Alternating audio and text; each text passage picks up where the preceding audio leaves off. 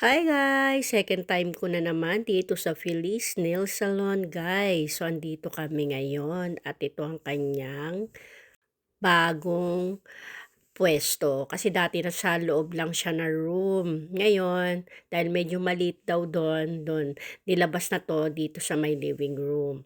So makikita niyo guys 'no, ayan. So guys, marami siyang mga sample shades dito na pagpipilian niyo, mga design, at mga gusto niyong ilagay sa kuko ninyo, marami, ayan 'no.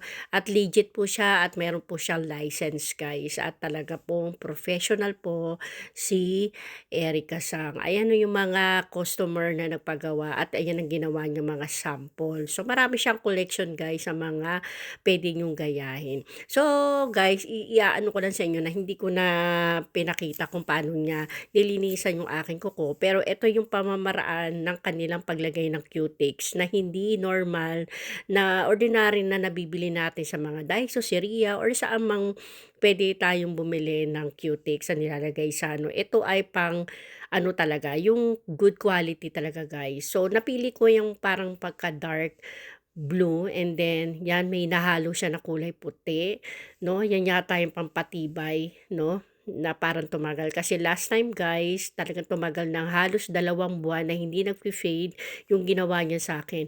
And then nag-request ako na medyo may pagka-glitters yung aking ano at gagamitan din niya ng magnetic yun, 'no, o magnet, 'no, ayan. So ang ganda talaga 'no, ang ganda ng mga kanyang mga cutics. Kumpleto talaga siya guys 'no, ayan.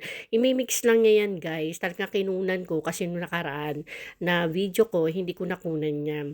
Ganyan nung style, tingnan ganda ng kuko niya 'di ba, napansin niyo, sarili niyang gawa yan, siya lang gumagawa sa sarili niya, 'di ba?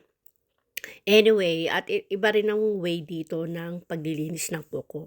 At ito papakita ko sa inyo guys kung paano niya, ayan, nilalagyan yung cutics, yung na-mix niya sa aking kuko. No, napakagaan ng kanyang kamay guys, ang ganda. First coat lang yan guys, first coat lang yan. Ang ganda. Ang tingkad na agad ng kulay niya. And then ayan yung magnet. O, yung magnetic na ginagamit. Na parang mas lalong umaangat yung pagka-glitters niya.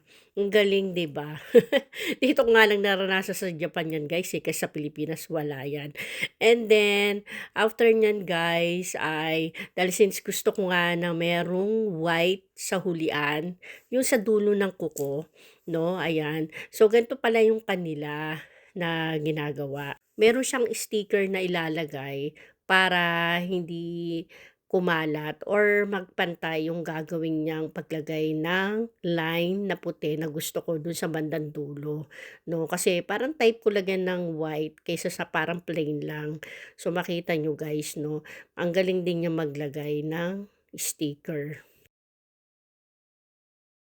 And then after niyan guys, meron siyang ano, yung parang foam na maliit lang na parang i-aano niya, na idadamping niya sa dulo ng kuko, which is hindi pa yun ang pinaka-final. So yun lang yung parang parang first coat na gagawin, ganyan guys, oh. Oh, 'di ba, makita niyo?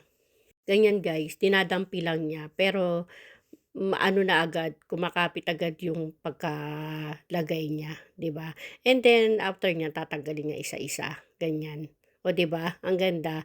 And then lalagyan niya uli yan ng cutics, ganyan 'no. Tinatanggal niya isa-isa. Galing 'di ba? Ang galing niya talaga, very professional. And then ayan yung second coat na nilalagay niya guys, ayan. So, pinatitingkad niya yung kulay puti.